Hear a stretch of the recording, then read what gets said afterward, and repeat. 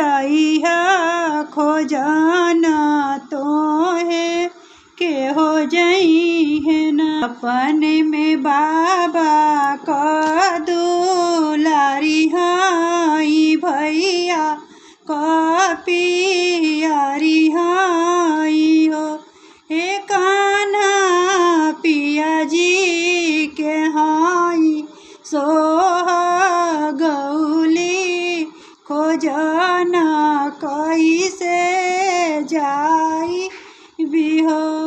आंगन में ठाड़िया यशोदा मैया चेरिया से आरज कार्यो।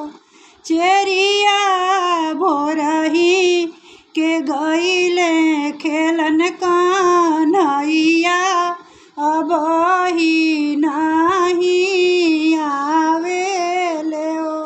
एक बन गईनी दूसर बन औरी तीसर बन हो।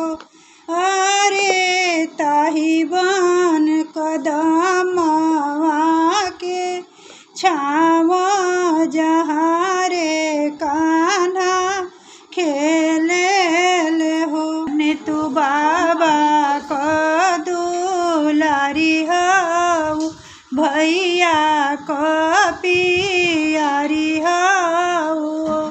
हे अम्मा पिया जी कहू सोह गौली खोजना कैसे आवेलू।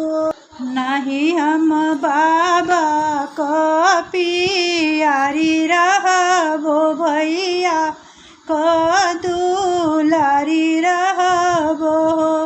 हे बाबू नहीं हम पिया सो